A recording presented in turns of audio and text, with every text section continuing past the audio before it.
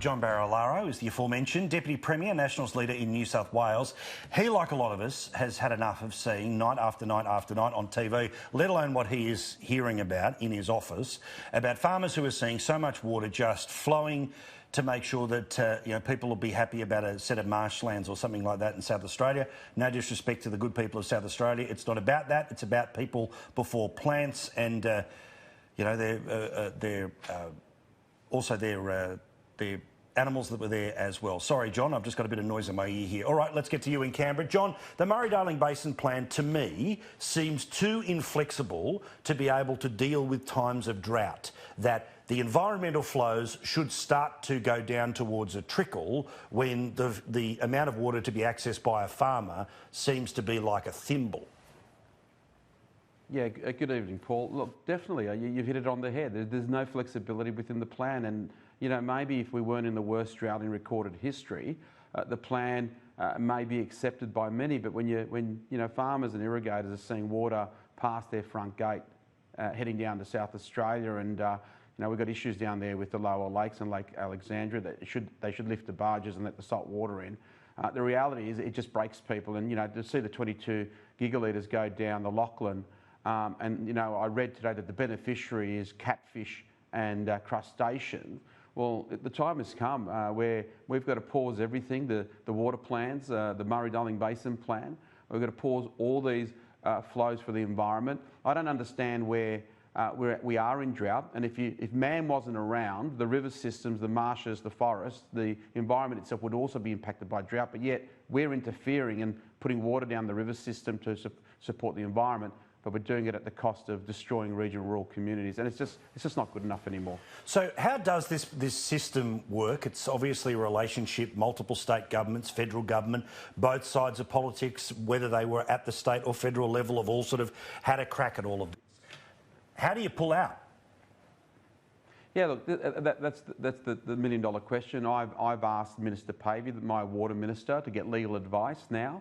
We're waiting for the review that Victoria and New South Wales are conducting in relation to what's happening with the Murray-Darling Basin Plan. We didn't get support at the Ministerial Council level by the federal government. There's a bit of a bias to South Australia. We're doing all the heavy lifting in New South Wales, and we're destroying communities. So we'll wait for that review, but in the meantime, we're getting legal advice about exactly what we can or cannot do.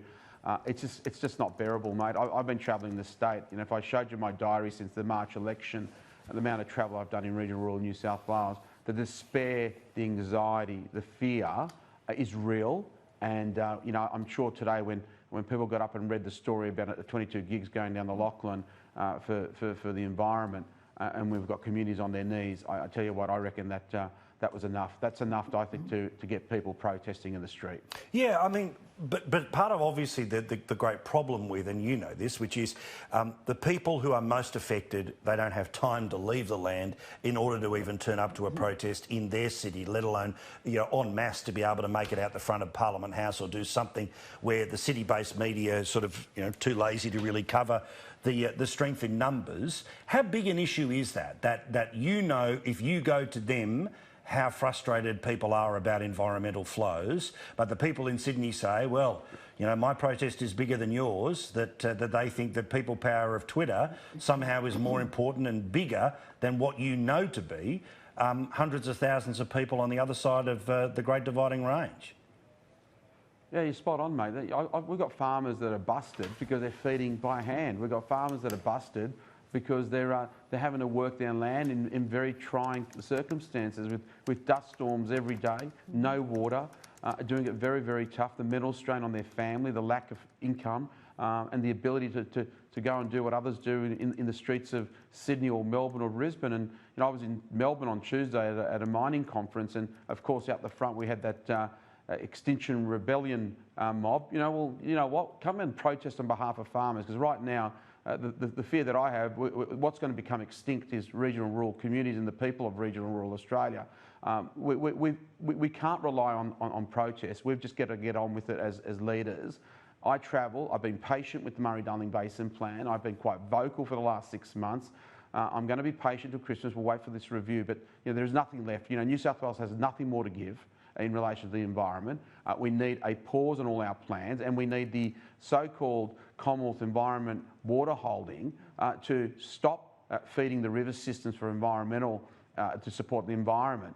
Start supporting people and communities. We've got communities that possibly could run out of water in 12 to 18 months. And as a state government, we're investing close to $1 billion, 170 odd projects in making sure that doesn't happen, and we'll keep doing that. We've announced dams, of course, and we'll build some new dams for the future. But right now, whatever little water there is, let's not just choose to give it to the environment. We need to have a better, broader look at it, and we need some flexibility. And now's the time. If there's ever been an outcry, if there's ever been a time for the politicians to say, let's put aside the rules, it's time to bend the rules and give our farmers a bit of a drink, it's now.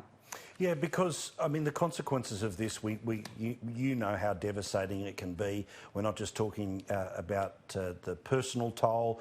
There is a financial toll. There is a consequence on all sorts of things. I mean, you can't have city life without people who are feeding it from the bush.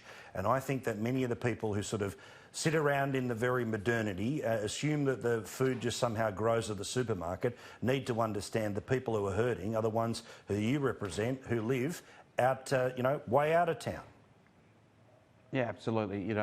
Again, the food and fibre we produce as a nation, our farmers are the most innovative in the world.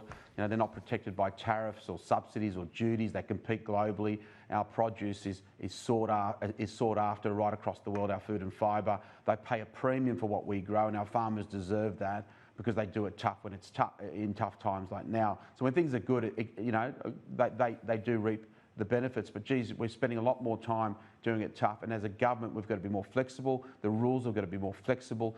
And we've got to make a decision here. What do we want? Do we want to preserve the family farm? Do we want to preserve regional rural communities? Otherwise, I tell you what, we'll all pack up and we'll all move to the city, and then we'll see how that works. And it's not going to work. The mining industries in regional rural New South Wales, wind farms and solar farms in regional New South Wales, our coal generators are in the bush. We produce our food and fibre. I reckon we're punching well above our weight in regional rural Australia. It's now time, now in this worst drought, set aside the rules, set aside ideology, stop the bickering, and getting on with some flexibility around the Murray-Darling Basin Plan. And I keep getting questioned on this. When I say we will pull out, if I have the ability, and we don't get the outcome that we want from this review, and I have the ability to do so, we will pull out of the Murray-Darling Basin Plan. And as far as I'm concerned, South Australia and Queensland can go it alone, so can Victoria. I'm fighting for Team New South Wales, for our regions, our future. And now's the time. It's only a couple of months away. We'll get that review back and we'll see where we're at. Good to hear, and I mean this as a compliment. I love the frustration in your voice, because that's exactly what we need on issues like this, about something as urgent as this. John, appreciate the chat, mate. All the best.